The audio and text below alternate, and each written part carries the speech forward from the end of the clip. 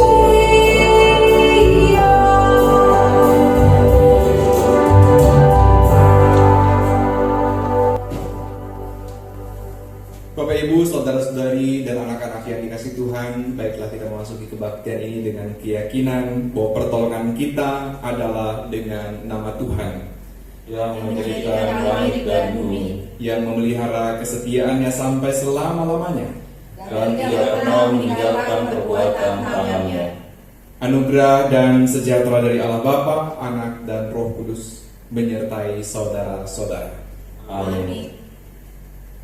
Nas pembimbing pada kebaktian hari ini dari surat Kolose 3 ayat 22. Firman Tuhan tertulis begini: Hai hamba-hamba, taatilah Tuhanmu yang di dunia ini dalam segala hal.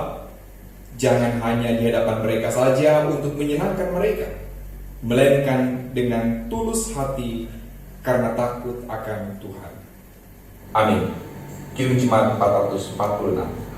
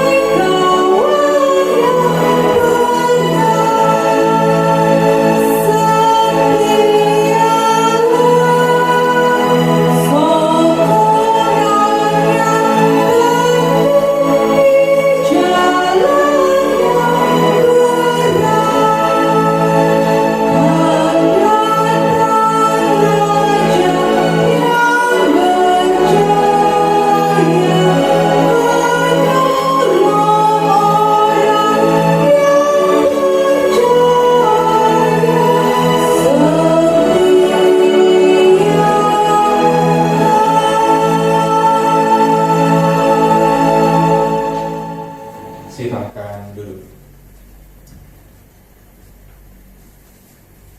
Marilah kita menaikkan doa syukur kita dalam segala keberadaan kita yang memang telah Tuhan pelihara sampai saat ini. Marilah kita berdoa. Allah yang mengasihi kami, Allah sumber segala berkat, Allah yang begitu setia menolong, mendampingi, dan memperlengkapi diri kami agar kami mampu mengarungi kehidupan ini. Kami sungguh bersyukur untuk kekuatan yang masih Engkau percayakan bagi kami. Kami bersyukur juga untuk beragam peristiwa yang telah membentuk kami hingga saat ini. Dan melalui setiap peristiwa itu kami belajar bersama-sama untuk menjadi semakin arif dan semakin menyadari bahwa kehidupan yang kami jalani ini memang tidak pernah luput dari campur tangan Tuhan. Terima kasih juga ya Allah, dalam segala keterbatasan kami tetap dapat melakukan sesuatu. Dan biarlah apa yang kami kerjakan, kami lakukan ini berkenan di hadapan Allah. Termasuk juga aktivitas pelayanan yang boleh kami lakukan di tengah-tengah keterbatasan ini. Tuhanlah yang tetap membuat kami bersemangat. Tuhanlah yang memampukan kami dapat melakukan semua ini. Terima kasih juga ya Allah untuk setiap keluarga di mana kami tinggal. Di dalamnya kami boleh belajar bersama-sama untuk saling mengasihi. Semakin terampil untuk mewujud nyatakan sebagai anak-anak Tuhan yang saling mengasihi. Dan terima kasih untuk begitu banyak hal yang baik yang telah Kau nyatakan di dalam kehidupan kami. Di dalam nama Yesus Kristus kami bersyukur kepada-Mu. Amin. Jemaat Tuhan, kini dengarkanlah firman Allah yang kita hayati sebagai hukum Allah. 1 Petrus 1 ayat 22 yang berkata, karena kamu telah menyucikan dirimu oleh ketaatan kepada kebenaran, sehingga kamu dapat mengamalkan kasih persaudaraan yang tulus ikhlas. Hendaklah kamu sungguh-sungguh saling mengasihi dengan segenap hatimu. Amin. Kidung Jemaat 448.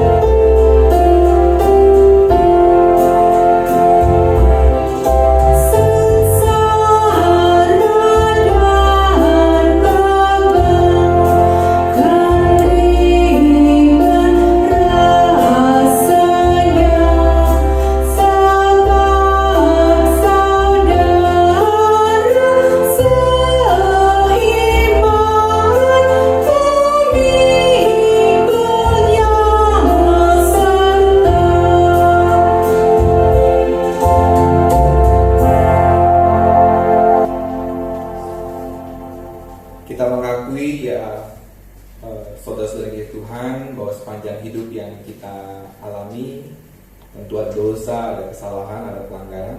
Untuk itu baiklah kita tunduk diri masuk dalam pengakuan dosa. Karena jikalau kita berkata bahwa kita tidak berdosa, maka kita menipu diri kita sendiri dan kebenaran tidak ada di dalam kita.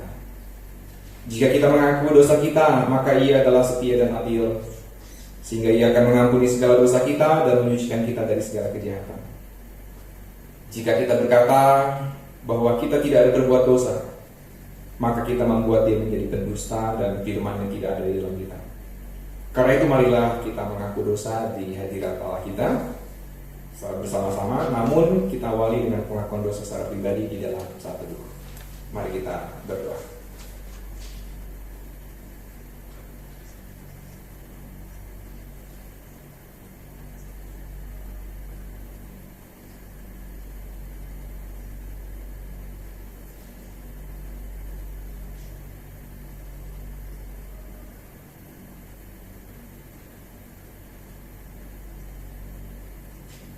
Kita ucapkan sama-sama. Ya Tuhan, kami telah berbuat dosa kepadamu. Kami telah berdosa kepada sesama kami dalam pikiran, perkataan, dan perbuatan. Telah banyak kami menyimpang dari jalan yang benar. Ampunilah dosa kami ya Tuhan. Kasihilah kami ya Tuhan. Kasihilah kami ya Yesus. Kasihilah kami ya Tuhan. Amin. PKJ 46.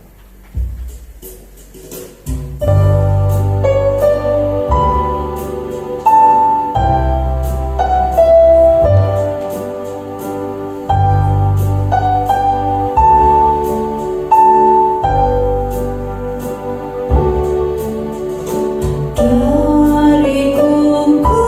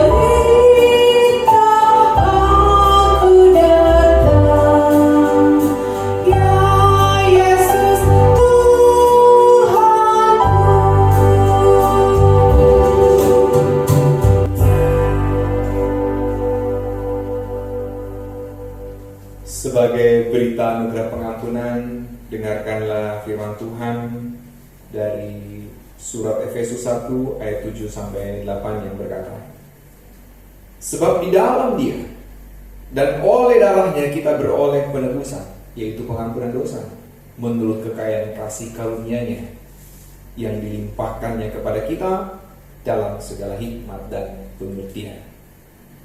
Dalam nama Allah Bapa dan Anak dan Roh Kudus, kami memberitakan kepada Bapak Ibu, saudara-saudari sekalian yang dengan tulus ikhlas mengaku dosa di hadirat Allah, serta mencari keselamatannya hanya kepada Yesus Kristus, bahwa Allah mengampuni dosa kita. Amin. Kirim Jemaat 395.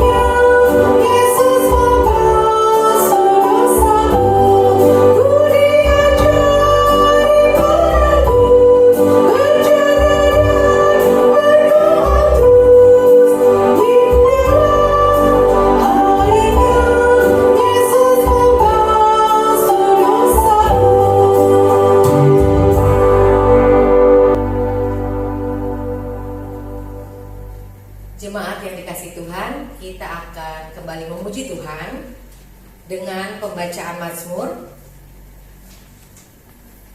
yang diambil dari Mazmur 145 ayat 8 sampai dengan 14. Kita akan membacanya secara bersaut-sautan, dan setelah pembacaan Mazmur kita akan bernyanyi dari Kidung Jemaat 48. Mari kita mulai. Tuhan itu pengasih dan penyayang, panjang sabar dan besar kasih setianya. Tuhan itu baik kepada semua orang dan penuh rahmat terhadap segala yang dijadikannya. Segala yang kau jadikan itu akan bersyukur kepadamu, ya Tuhan. Dan orang-orang yang kau kasihi akan memuji Engkau. Mereka akan mengumumkan kemuliaan kerajaan-Mu Dan akan membicarakan keperkasaanmu. untuk memberitahukan perkasaan-Mu kepada anak-anak manusia. Dan kemuliaan semarak kerajaan-Mu. Kerajaan-Mu ialah kerajaan segala abad. Dan pemerintahan-Mu tetap melalui segala keturunan. Tuhan setia dalam segala hal perkataannya. Dan penuh kasih setia dalam segala perbuatannya. Tuhan itu penopang bagi semua orang yang jatuh. Dan penegak bagi semua orang yang tertunduk.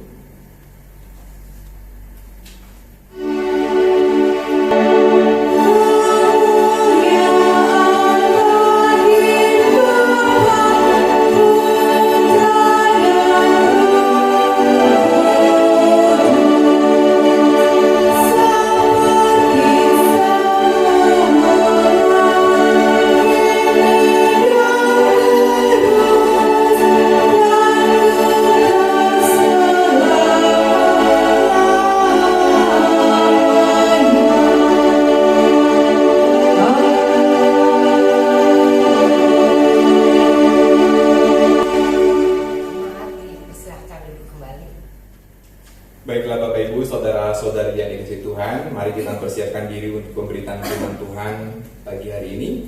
Kita membuka dari kitab Kejadian 24 ayat 35 sampai dengan 38. Namun demikian, nanti saya akan membaca mulai dari ayat yang ke-34 sampai dengan 38. Baik, mari kita berdoa terlebih dahulu.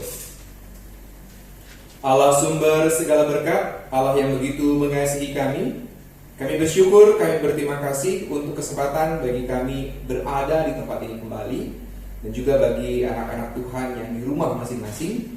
Kami juga mendapat kesempatan untuk menghayati kesaksian firman Tuhan di pagi ini. Kami percaya saat ini Engkau sendiri yang sesungguhnya hendak berkata-kata bagi kami. Oleh karenanya ya Allah, urapilah kami dengan hikmat Tuhan, agar hati, pikiran, dan jiwa kami tertuju, terarah, dan mampu mengerti, memahami kehendak Tuhan, suara Tuhan ini dengan sebaik-baiknya. Bahkan kami juga memohon Engkau mengurapi kami dengan kuasa Roh yang kudus, agar kami betul-betul mampu mewujud nyatakan firman Tuhan di keseharian kami. Dan secara khusus pada pagi ini kami belajar untuk menjadi pribadi-pribadi yang memiliki ketaatan baik di hadapan Tuhan. Dalam nama Yesus Kristus kami berdoa. Amin. Saya akan membacakan dari Kitab Kejadian pasal 24 ayat 34 sampai dengan 38. Demikian. Lalu berkatalah ia, "Aku ini hamba Abraham. Tuhan sangat memberkati tuanku itu, sehingga ia telah menjadi kaya. Tuhan telah memberikan kepadanya kambing domba dan lembu sapi, emas dan perak, budak laki-laki dan perempuan, unta dan keledai. Dan Sarah, istri tuanku itu, sesudah tua, telah melahirkan anak laki-laki bagi tuanku itu.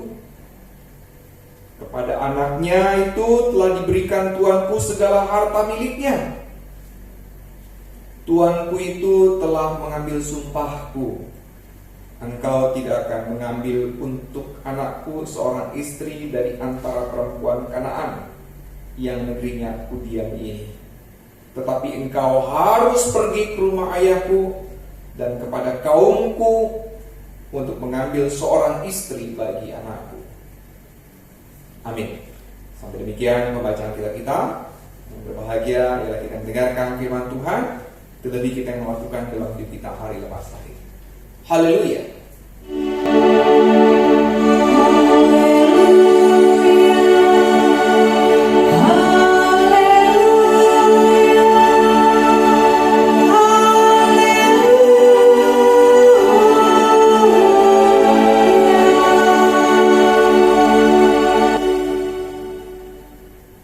Bapak Ibu, saudara-saudari yang dikasihi Tuhan, tema kebaktian minggu kita hari ini adalah ketaatan melakukan perintah Sang Tuhan, bercermin dari ketaatan hambanya Abraham yang diutus untuk kembali ke kampung halaman Abraham demi mencari istri bagi Ishak, putranya.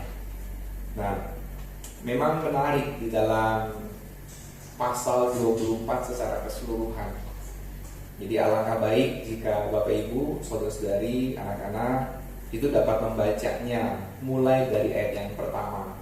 Itu ada proses yang secara detail itu digambarkan.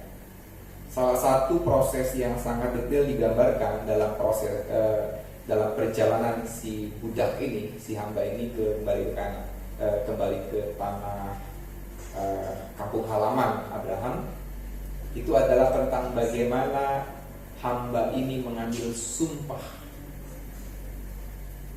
di hadapan Abraham. Ada ritual tertentu yang dilakukannya, dan itu ritual yang sangat jarang sebetulnya. Nanti silakan, saya nggak akan menyampaikan di khotbah ini, tapi Bapak Ibu nanti silakan baca. Karena mungkin kalau saya sampaikan di sini agak-agak, kalau orang Jawa bilang agak-agak saru gitu ya. Tapi itulah yang dilakukan. Itu sumpah yang jarang-jarang diambil dengan cara seperti itu. Model sumpah yang kayak begitu agak-agak jarang dilakukan. Nanti silakan baca ya Bapak Ibu. Nah, itu mau menggambarkan begini.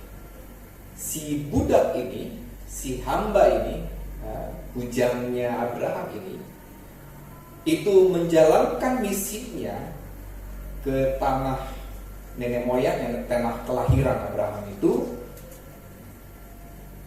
harus berhasil. Jaminannya itu harus berhasil. Sebelum berangkat, ia membawa kemuliaan tuannya. Sebelum berangkat, si budak ini bersiap untuk mengusung nama baik Abraham. Jangan sampai dipermalukan Itu salah satu kata kunci yang nanti berkaitan dengan tindakan ritual yang dilakukan oleh budak ini, pelayannya Abraham ini. Jangan sampai nama Abraham dipermalukan. Itu kata kuncinya, dipermalukan. Jangan sampai di situ. Maka ketika ia menjalankan fungsi, peran, dan tanggung jawabnya, misinya itu sampai ke kampung halaman Abraham, dia harus betul-betul dengan teliti, dengan detail, bahkan lebih dari itu, dengan iman. Dengan penuh keyakinan dia harus berangkat, dan ketika pulang pun dia harus membawa kesuksesan. Ibaratnya, Bapak Ibu, misi gagal, mati. Kira-kira begitu. Lu pulang dengan tangan kosong, nyawa lu udah gak ada ya. Kira-kira gitu. Harus berhasil ini. Oleh karena itu, sang pelayan ini, sang budak ini, itu merancang sedemikian rupa, sambil juga tetap mengingat ada kuasa Tuhan yang menyertainya. Jadi iman Abraham ini nampaknya menular ke sang pelayan ini. Dengan keyakinannya yang melangkah, sampailah ia tiba di tempat yang dituju. Dan disitulah ia bergulat di dalam batinnya untuk mencari tahu, inikah seorang istri yang nanti menjadi istri bagi Ishak? Inikah orang yang tepat? Ia merancang-rancang sesuatu. Probabilitas untuk keberhasilannya itu sebetulnya minim, kecil sekali. Kemungkinannya untuk berhasil itu sangat kecil sebenarnya. Untuk menentukan orang yang tepat itu seperti mencari jarum di jerami. Seperti itu. Tetapi ya, imannya yang sudah terbentuk bersama dengan Abraham membuat ia percaya bahwa misi ini tetap akan berhasil. Dan terbukti. Maka ketika ada kesempatan, si pelayan ini bertemu dengan keluarga Abraham di sana, ia menyampaikan semua ini. Dan luar biasanya hebatnya, Bapak Ibu, saudara-saudari dan anak-anak yang Tuhan, si pelayan ini, si budak ini melakukannya tepat. Nyaris tidak ada yang meleset. Ia melakukan tepat seperti yang diminta oleh Abraham. Ia taat luar biasa. Ketaatannya ini luar biasa. Kalau dalam konteks kita saat ini mungkin bentuk ketaatannya itu bisa nyimpang-nyimpang dikit. Nih beli telur sekilo ya, atau 2 kilo ya, mungkin ya pergi berangkat, dikasihlah sejumlah rupiah tertentu. Mungkin karena malas, minta tolonglah dia ke orang lain. Memang sih ketika diperoleh hasilnya tetap 2 kilo gitu kan ya. Mungkin juga rupiahnya juga tepat gitu kan ya. Tetapi apakah dia taat? Tidak, karena yang seharusnya melakukan adalah dirinya kan? Ini bukan soal hasil akhir. Yang dilihat mestinya adalah soal prosesnya. Orientasinya orientasi proses, bukan soal akhirnya. Kalau hasilnya akhir itu bisa macam-macam. Bentuknya bisa macam. Ya bisa sukses seperti perintah semula. Tapi dalam prosesnya itu akan menjadi pembuktian seberapa taatkah seseorang melakukan satu misi. Ini saya ambil contoh juga di dunia pendidikan yang sepertinya sudah sangat menjamur. Ini kayaknya udah jadi rahasia umum gitu. Banyak sekali anak-anak sekolah, mungkin juga orang tua kita juga, orang tua ada yang sekarang masih memiliki anak-anak yang bersekolah, orientasinya orientasi nilai, orientasi akhir. Yang penting nilai lu cepet dapat hadiah ya. Kalau enggak, maka apa yang akan dilakukan oleh anak? Bisa macam-macam. Bisa dengan jujur ataupun dengan tidak jujur. Yang penting hasilnya 100. terjadi dalam konteks dunia pendidikan kita. Akhirnya orang berlomba-lomba untuk menggapai akhir. Yang penting akhirnya, prosesnya kayak apa, bodoh amat. Nah, Bapak Ibu, saudara-saudari Tuhan, tentang hal ini ada kisah dan pengalaman nyata. Bukan dari saya sih, ya. Tapi ini waktu saya pelayanan di GKP Bogor, ada orang tua sekaligus juga guru sekolah minggu, dan dia juga sempat jadi pengajar di sekolah formal. Nah, suatu ketika saat ia mendampingi siswa di sekolah formal, pas ujian, si anak ini kelihatan grogi banget. Grogi, terus keringat dingin adalah keringat-keringatnya, dan tidak ada satu soal pun yang akhirnya dikerjakan. Tidak ada. Nah, gurunya, yaitu juga guru sekolah minggunya, bingung, ada apa ini? Lalu ditanya, dibawa ke ruangan, ada apa? Miss, aku bingung. Aku nggak tahu harus gimana. Mamaku bilang, pokoknya ulanganku ini harus baik, harus 100, nggak peduli gimana caranya, mau nyontek juga bodo amat, pokoknya 100. Tapi kan Miss juga bilang di sekolah minggu, nggak boleh nyontek kan Miss ya. Anak kecil itu terpaksa perang batin, memilih mana yang benar, memilih mana yang harus ditaati. Dapat 100, caranya bodoh amat kayak apa terserah. Atau ya itu kan jadi orang tua kan, demi 100, demi kebanggaan orang tua. Atau demi apa? Demi kejujuran. Itu persoalan. Ini salah satu contoh saja, Bapak Ibu, saudari dan juga anak-anak. Seringkali di dalam benak kita, di dalam bayangan kita, yang disebut sebagai sukses adalah ketika akhirnya, hasil akhirnya itu sempurna. Betul? Kita lupa ada proses yang harus ditempuh, ada langkah-langkah yang harus dijalani, dan ini bukan langkah yang mudah kadang-kadang. Karena memang harus melewati rintangan-rintangan yang begitu berat. Untuk bisa dapat nilai bagus, tentu dia harus belajar. Betul nggak? Udah belajar banyak, udah belajar susah, hasilnya nggak bisa 100 gitu ya. Dapatnya berapa? 1-1. Oh enggak. Nggak memuaskan gitu. Kadang-kadang hal yang seperti itu akan menggoda kita untuk mengatakan, nggak usah lah prosesnya kayak apa, yang penting hasilnya aja. Nah, kita seringkali dikuasai dengan cara berpikir dengan orientasi hasil akhir, tapi melupakan orientasi proses. Seringkali kita mengabaikan proses, yang penting tujuan akhirnya tercapai. Sehingga pada akhirnya tujuan pendidikan bagi negara kita itu meleset. Harusnya mencerdaskan kehidupan bangsa menjadi apa? Yang penting nilai bagus. Kan begitu.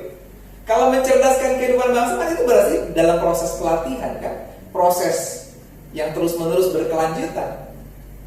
Kalau hasil akhir sih bisa aja. Orang mau bisa aja dikasih nilai 1000, 100, sejuta, berapapun nilainya, gitu kan hasil akhir gampang. Apalagi dengan kondisi zaman sekarang, bisa aja tanya Om Google, bener nggak? Boleh, pokoknya begitu.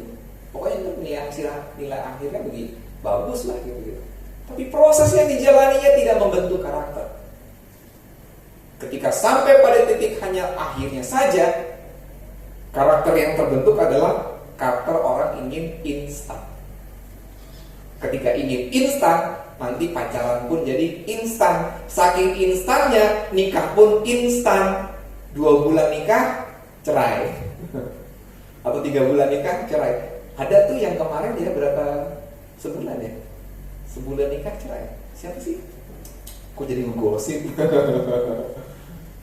Saking instannya gitu loh. Termasuk juga ada orang yang ingin instan. Gimana caranya? Daripada susah nanti sakit melahirkan, mending adopsi. Ya bagus sih adopsi, masih bagus adopsi gitu kan. Oh, nanti begini lah, macam-macam lah orientasinya. Karena memang akhirnya itu yang jadi ukuran. Sadar atau tidak sadar, kehidupan kita dalam berbangsa pun sudah terbentuk dengan pola itu. Yang dianggap sukses adalah mereka yang punya banyak harta. Yang dianggap sukses adalah mereka yang dianggap punya jabatan, status. Betul nggak? Nggak peduli nih jabatannya diperoleh dengan cara bagaimana. Nggak peduli. Pokoknya gue jadi gubernur, pokoknya gue jadi bupati, pokoknya gue jadi wali kota dan sebagainya. Pokoknya. Entah bagaimana cara mencapainya, walau. Betul? Orientasinya yang situ. Karena apa? Nanti kalau sudah sampai level itu, orang semua akan hormat. Semua orang akan respect. Dianggapnya begitu. Ini yang terjadi. Dan sayangnya itu juga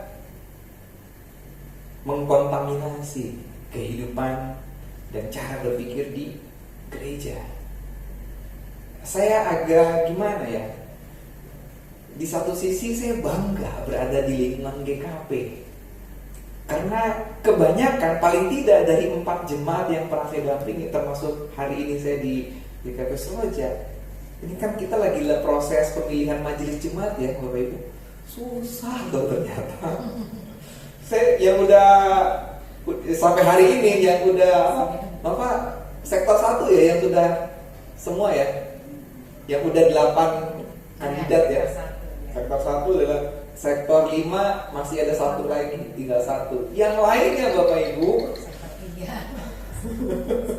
termasuk yang paling susah tuh sektor 3. Aduh. Jangan sekarang Pak Pendeta, belum siap saya. Yang lain aja lah, yang lebih muda ya. Saya mau udah gimana tuh. Di satu sisi Bapak Ibu saya bangga tentang hal ini. Kenapa saya bangganya?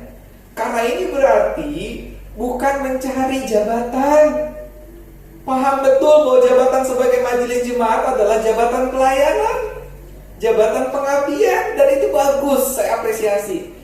Paling tidak di 4 jemaat yang saya dampingi, mulai dari Pangalengan, Bogor, Rangkas, Roja, sekarang rata-rata begitu masih. Dan itu harus dijaga, harus dipelihara. Tapi di sisi lain, ya di satu sisi saya bangga, tapi di sisi lain, aduh berat juga ya jadi majelis jemaat ya. Susah gitu kan. Tapi memang inilah proses yang terjadi. Sementara di tempat lain orang berlomba-lomba untuk mengejar jabatan sebagai majelis, sebagai penatua, sebagai apa? Kadang-kadang dengan cara-cara yang arif, tidak bijaksana, tidak jujur. Itu terjadi. Bahkan maaf gitu ya, ada juga orang ingin merasa dihormati dengan jabatan pendeta gitu kan ya. Gimana caranya? Pokoknya gue jadi pendeta gitu loh. Maaf, tidak bermaksud ngomongin orang lain, tapi saya bicara realita gitu loh. Kenyataan. Orang berlomba-lomba untuk mengejar apa? Hasil akhir, itu jiwanya. Bukan soal semata-mata jadi pendetanya, jadi gubernur, jadi bupatinya, bukan semata-mata itunya. Tapi orientasi berpikir kita cenderung hasil akhir. Sehingga melupakan proses yang baik. Karena proses ini tidak dipedulikan.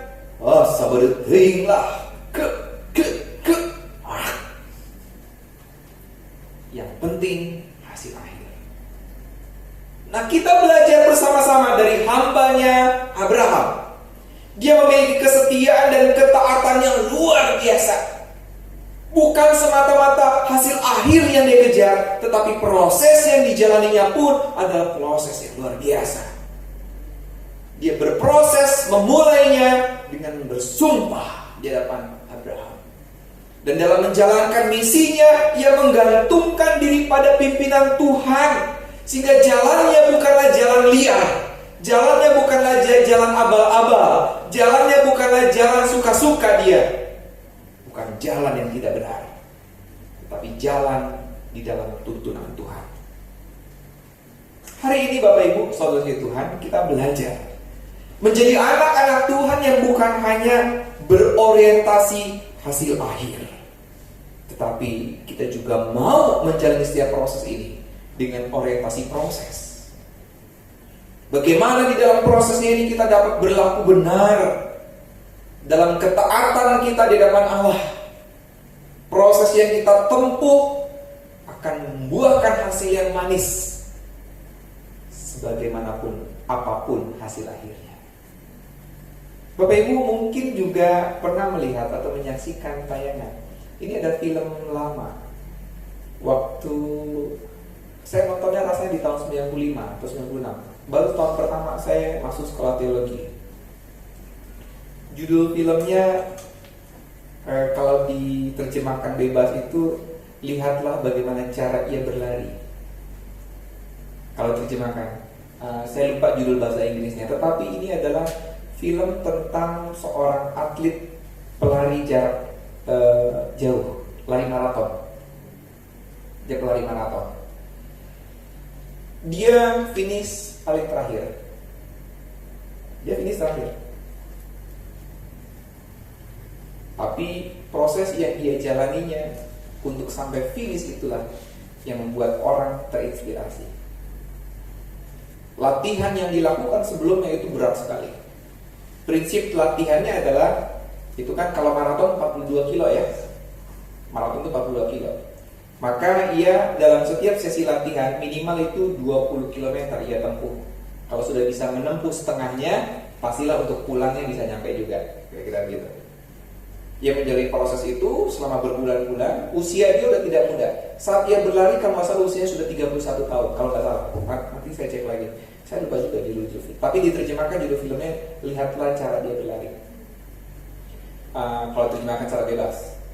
Nah dalam prosesnya itu ia ikut lomba maraton, dan di kilometer keberapa ia mengalami kecelakaan. Jadi ototnya mengalami gangguan. Lalu ia tetap ada orang yang bilang sudah stop, ini masih sangat jauh, finishnya itu masih sangat jauh. Tapi ia tetap terus, enggak, aku enggak boleh sia-sia, latihanku berbulan-bulan tidak boleh sia-sia. Dan ia terus lakukan. Dan ia finish terakhir pada saat hari sudah hampir gelap. Bayangin berapa jam itu berarti. Kalau maraton itu saya lupa, mungkin sekitar 2 jam kayaknya udah beres gitu kan. Kalau yang pelari dunia mungkin nggak sampai 2 jam, 42 km itu mungkin cepat saja. Tapi ia sekitar jam 10 start, berarti sekitar jam 5 dia baru beres. Berarti berapa jam? Sekitar 5 jam. 5 jam. Ya kan? 6 jam ya. Segitulah pokoknya. Jam 10 sampai ke jam 7 jam ya? 7 jam.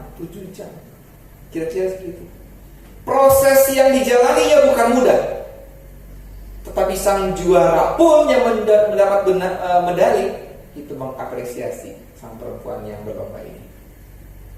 Dan menurut saya itulah kemenangan, itulah mental juara.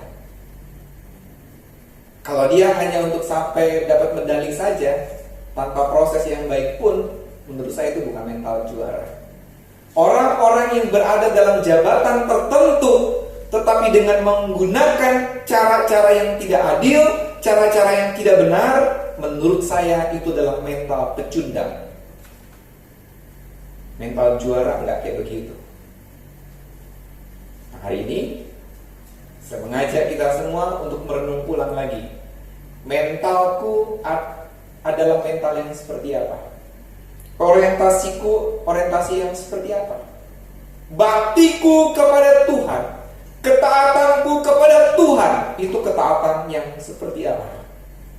Tidak perlu orang lain yang menilai. Tidak perlu saya yang menjadi hakim buat Bapak Ibu Saudara sekalian.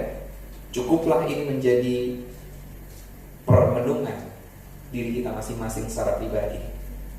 Karena ketika kita datang kepada Tuhan, persembahan yang sejati mestinya adalah persembahan diri kita. Betul ya? Bukanlah persembahan tentang sukses atau tidak suksesnya. Biarlah kesuksesan itu Tuhan sendiri yang memberikan keindahan. Yang harus kita lakukan, bakti kita adalah bakti seluruh diri kita. Seperti tercantum di dalam Roma 12 ayat yang pertama, saya akan bacakan.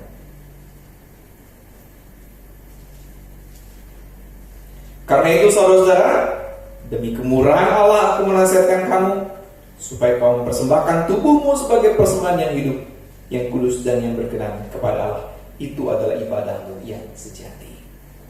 Berarti juga termasuk dalam setiap langkah juang kita mengabdi kepada Tuhan. Tuhan memberkati kita. Amin. Nyanyian respon NKB 207.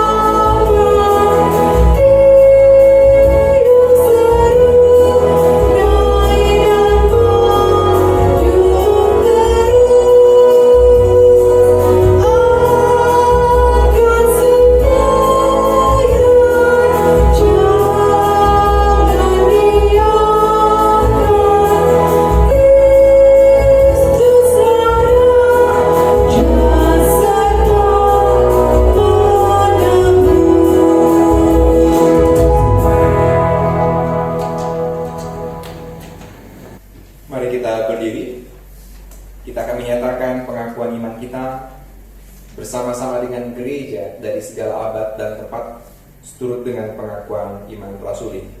Kita ucapkan bersama-sama demikian. Aku percaya kepada Allah, Bapa yang Maha Kuasa, Khalik langit dan bumi, dan kepada Yesus Kristus, Anaknya yang tunggal, Tuhan kita, yang dikandung dari Roh Kudus, lahir dari anak darah Maria, yang menderita sengsara di bawah pemerintahan Pontius Pilatus, disalibkan, mati dan dikuburkan, turun ke dalam kerajaan maut. Pada yang ketiga bangkit pula dari antara orang mati, naik ke surga, duduk di sebelah kanan Allah, Bapa yang Maha Kuasa, dan dari sana Ia akan datang untuk menghakimi orang hidup dan yang mati. Aku percaya kepada Roh Kudus, gereja yang kudus dan am, persekutuan orang kudus, pengampunan dosa, kebangkitan daging dan hidup yang kekal. Silahkan duduk kembali. Bapak, Ibu, dan saudara-saudari dan anak-anak yang dikasihi Tuhan, seluruh jemaat GKP Seroja, baik yang di ruangan ini maupun yang ada di rumah masing-masing, tiba waktunya bagi kita untuk menghimpun persembahan. Namun demikian, sebelum kita menghimpunkan persembahan tersebut, ada beberapa hal yang hendak kami sampaikan. Yang pertama, dengan mengingat kondisi yang masih belum berjalan normal, maka persembahan dapat dihimpunkan dengan cara mengumpulkannya per keluarga pada amplop yang telah Bapak Ibu khususkan, lalu menyerahkannya kepada majelis jemaat yang ada di sektornya masing-masing.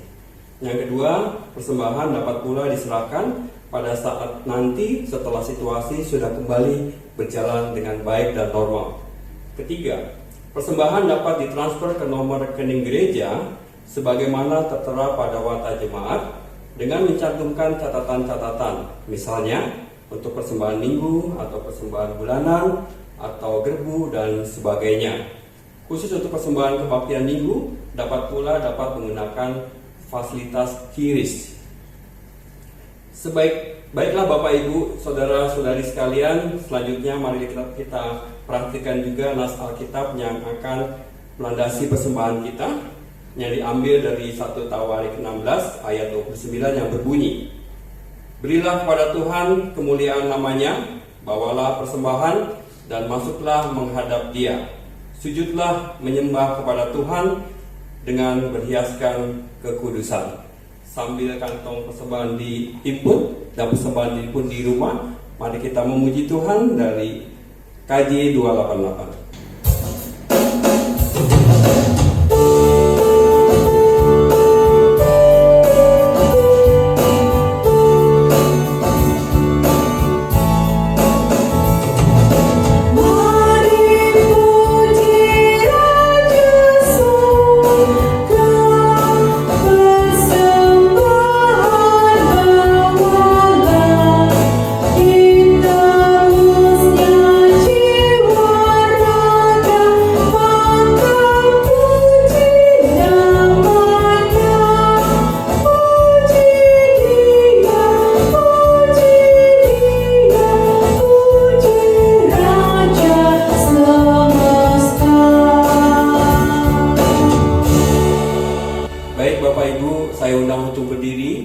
Kita bawa persembahan kita ke dalam doa. Mari kita berdoa. Tuhan Allah yang Maha Kasih, Engkau telah mengaruniakan bagi kami segala perkara di dalam Yesus Kristus. Kini kami datang dan membawa persembahan kami ke hadapan-Mu. Kiranya Tuhan menerima dan menguduskan persembahan ini, agar dapat dipergunakan dengan baik dalam membangun gereja-Mu. Terima kasih ya Tuhan. Amin. Jemaat dipersilakan duduk kembali. Jemaat yang terkasih dalam Tuhan Yesus Kristus, bersama ini kami sampaikan warta jemaat Minggu 5 Juli 2020. Minggu 5 Juli 2020, kita dilayani oleh Bapak Pendeta Suluh Setia dengan tema Minggu Ketaatan Melakukan Perintah Sang Tuan. Perjamuan Kudus Warta Kedua. Perjamuan Kudus dalam rangka Hari Pekabaran Injil GKP akan dilaksanakan pada hari Minggu 12 Juli 2020. Perjamuan Kudus akan kita laksanakan di rumah masing-masing dengan mengikuti panduan kebaktian secara online. Adapun majelis jemaat akan menyediakan roti dan anggur. Jika warga jemaat membutuhkan roti dan anggur, dapat mengambilnya di pastori pada tanggal 11 Juli 2020 mulai pukul 12 WIB. Pada kebaktian Hari Pekabaran Injil GKP dan Perjamuan Kudus ini, akan dilakukan juga satu persembahan khusus untuk mendukung program kegiatan Pekabaran Injil Gereja Kristen Pasundan. Katekisasi kelas dasar reguler. Katekisasi kelas dasar reguler akan dimulai tanggal 17 Juli 2020. Oleh karena itu, bagi orang tua yang memiliki anak-anak di usia katekisasi dasar dengan ketentuan telah berusia 15 tahun ke atas atau duduk di kelas 10, telah berusia lebih dari 15 tahun tapi belum pernah ikut katekisasi, dapat segera mendaftarkan diri ke sekretariat. Dukungan dana COVID-19. Informasi terkait dukungan dana COVID-19 selengkapnya bisa dibaca di WhatsApp Grup Jemaat GKP Seroja. Kedai online. Informasi terkait kedai online selengkapnya bisa dibaca di WhatsApp Grup Jemaat GKP Seroja. Amplop gerbu atau persembahan diakonia, beasiswa dan amplop hari-hari besar gerejawi, Natal, Paskah dan HUT GKP Jemaat Seroja. Sehubungan dengan kondisi dan situasi pandemi COVID-19, maka warga jemaat dapat memberikan persembahan beasiswa dan amplop hari-hari besar gerejawi dengan cara: pertama, dikumpulkan secara mandiri dan diserahkan saat kondisi membaik ke gereja. Kedua, diberikan atau dititipkan melalui majelis jemaat di sektor masing-masing. Ketiga, transfer ke rekening gereja dengan data yang tercatat di WhatsApp grup jemaat GKP Seroja dengan mencantumkan pesan amplop gerbu atau HRG. Keempat, persembahan kebaktian minggu sekarang sudah dapat diberikan melalui aplikasi QRIS, dan adapun secara teknis dapat menghubungi Ibu Indria Irawati. Pemilihan majelis jemaat dan pengawas perbendaharaan jemaat GKP Jemaat Seroja.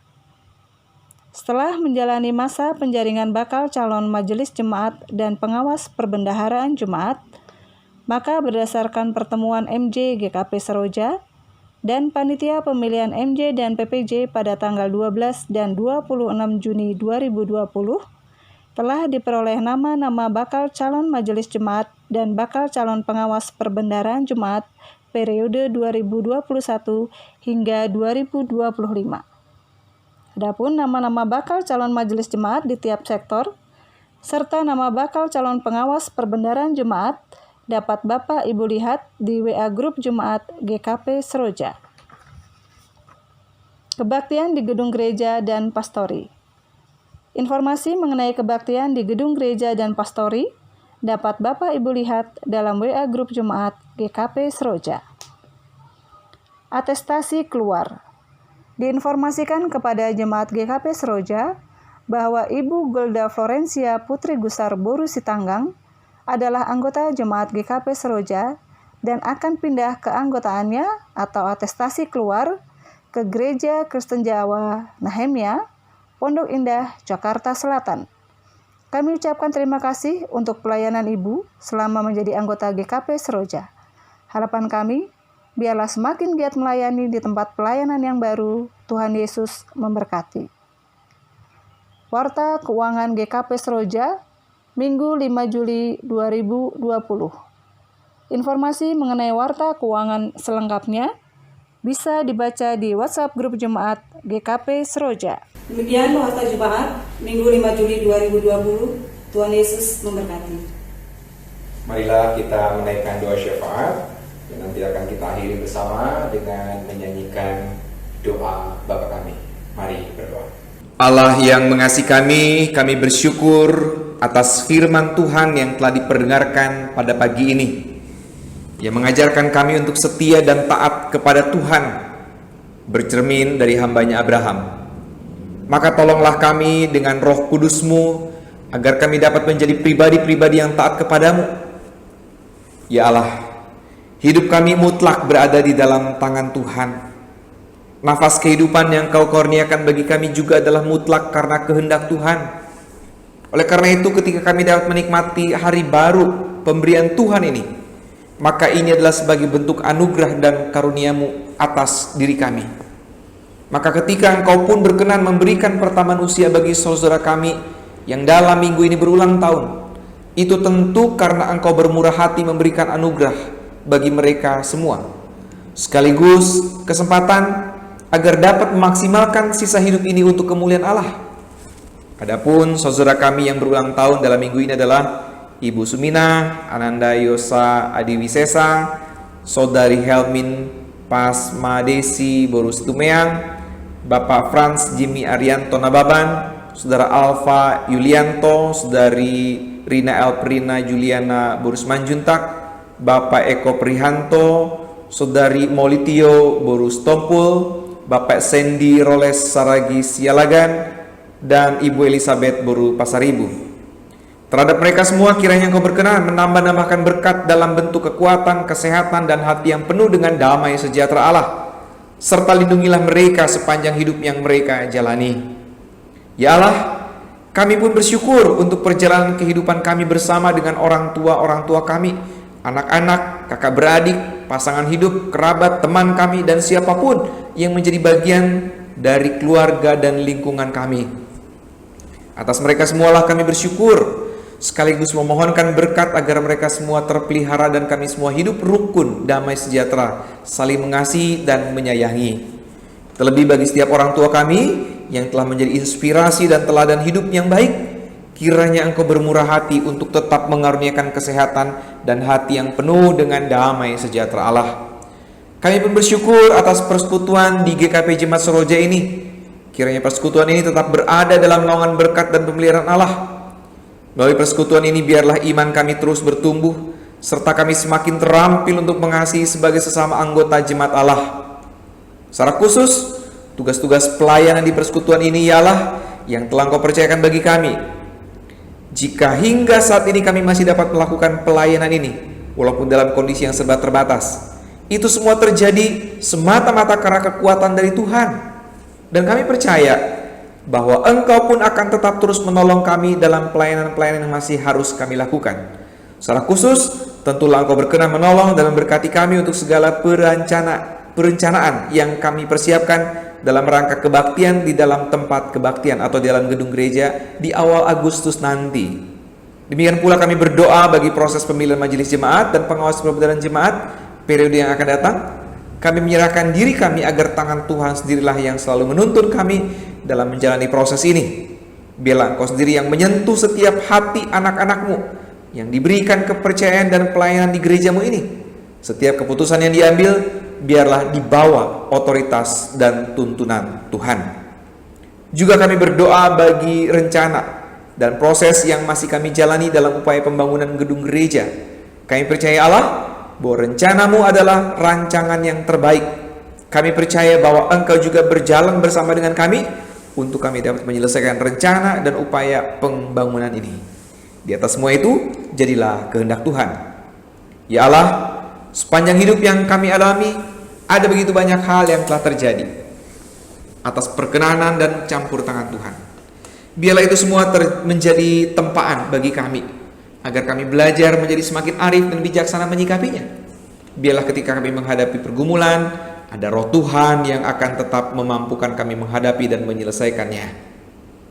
Demikian pula dengan beragam pergumulan hidup lainnya, entah itu kesulitan ekonomi sebagai dampak pandemik COVID-19, konflik dan persoalan antar pribadi, konflik antar anggota keluarga, termasuk juga pergumulan dalam bentuk kerinduan memiliki pasangan hidup, kerinduan mendapatkan keturunan, bahkan kerinduan untuk dapat bertemu kembali dengan anggota keluarga yang telah begitu lama terpisah. Trauma-trauma masa lalu, bayang-bayang kelam di masa lalu, kesedihan, kekhawatiran, kecemasan, dan segala pergumulan lainnya. Kami percaya bahwa Engkau punya maksud dan rencana khusus atas semuanya itu. Maka biarlah kuasa Roh-Mu yang kudus yang memampukan kami menanggung semua itu. Ya Allah, demikian juga bagi saudara kami yang dalam kelemahan tubuh akibat usia lanjut ataupun juga karena sakit yang sedang dialami. Tentulah itu pun terjadi atas campur tangan Tuhan. Itu membuat kami percaya bahwa kelemahan tubuh tidak akan menjadikan mereka lemah iman. Kami selalu percaya bahwa di dalam Tuhan selalu ada harapan kesembuhan dan berkat Tuhan bagi mereka saat ini sedang dalam kondisi yang kurang sehat dan lemah tubuh.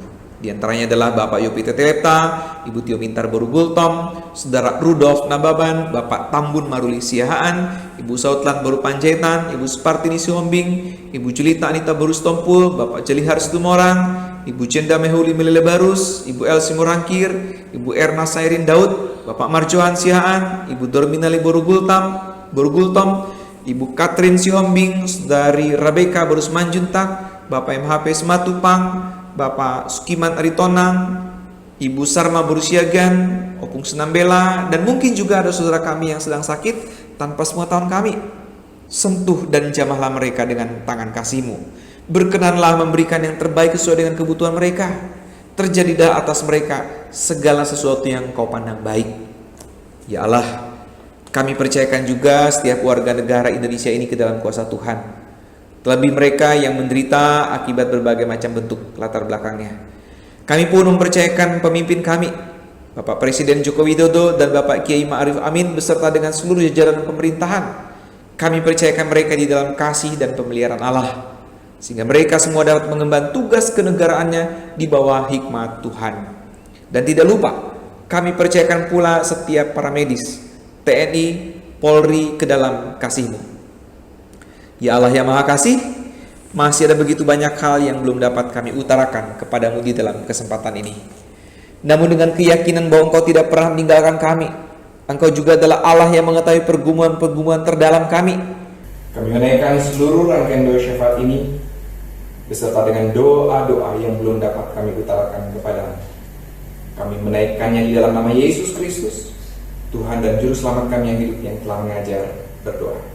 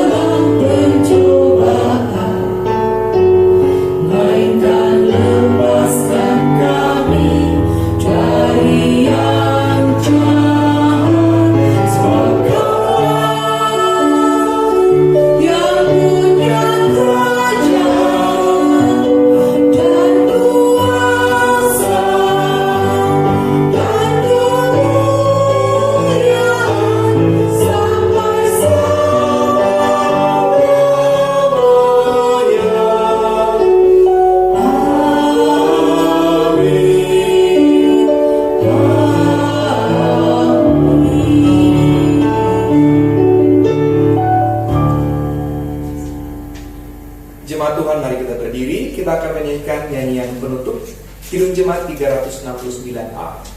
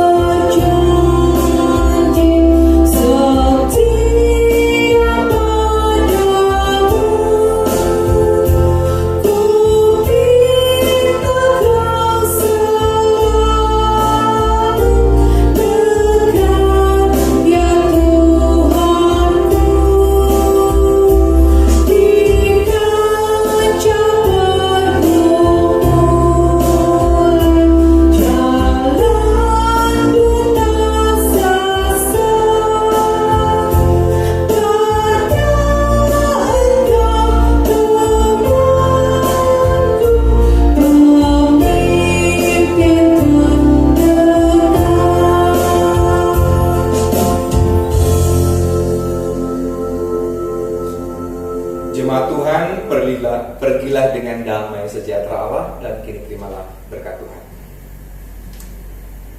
Kasih karunia Tuhan Yesus Kristus dan kasih Allah dan persekutuan dengan Roh Kudus menyertai saudara-saudara. Amin.